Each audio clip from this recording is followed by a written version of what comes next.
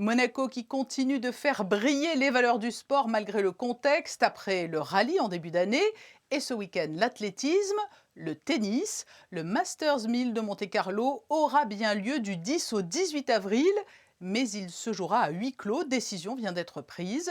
Le directeur du tournoi est notre invité. Bonsoir Zeljko Franulovic. Bonsoir Patricia. Alors ce sera un tournoi sans public, une première. Une première pour nous, mais pas pour les autres tournois. C'est pas idéal, mais on va faire avec. C'est un crève-cœur ou c'est un moindre mal? Si vous m'avez posé la question il y a une année, oui, c'était vraiment, on était très très déçus. Maintenant, on s'y attendait un petit peu. Hein. C'était pas un secret. Hein. Il y a beaucoup de tournois, beaucoup d'événements. Australie, ils avaient commencé avec un peu de public. Et bien, maintenant, ils sont 5 jours huis clos.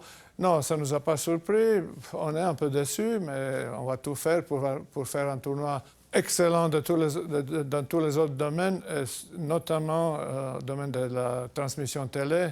Et on a vraiment de très, très, très belles chaînes qui vont transmettre le tournoi. Et de notre côté, on va faire tout sur le site, que ça représente bien Monaco et le tournoi de Monte-Carlo.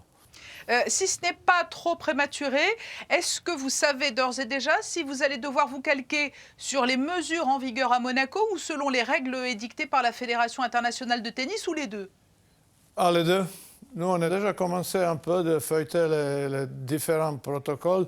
Celui d'ATP qui a plus de 50 pages. Comme ça, vous pouvez être rassuré que les joueurs et tout ce qui est au niveau de compétition va être très, très bien pris en charge. Il n'y aura pas de problème au niveau sanitaire.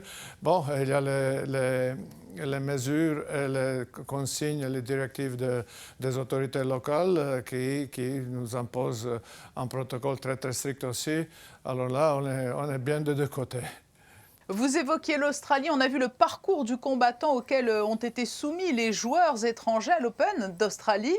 Les mesures de quarantaine seront plus souples ici, ou vous pourriez vous calquer sur ce qui a été fait là-bas? Mais nous, en principe, on n'aura pas de quarantaine, mais tous les joueurs, avant de mettre le pied sur le site, ils doivent être testés. Et pas seulement une fois, tous les 4 jours, il faut refaire un test PCR.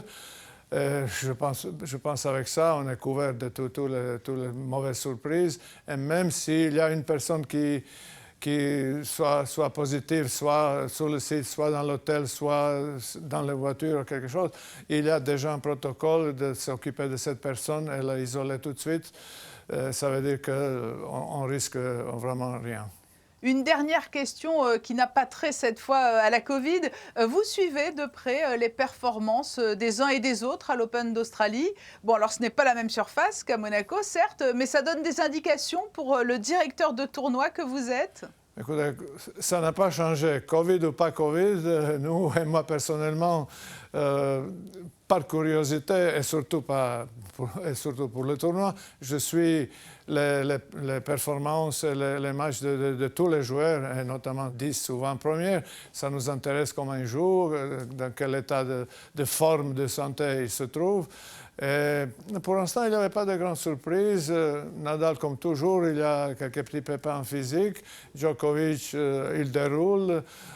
Thiem, c'était une surprise un peu pour nous, mais bon, la situation sanitaire et puis la situation dans le monde entier, elle n'est pas vraiment normale, je dirais, et il y a des joueurs qui la supportent moins bien ou mieux.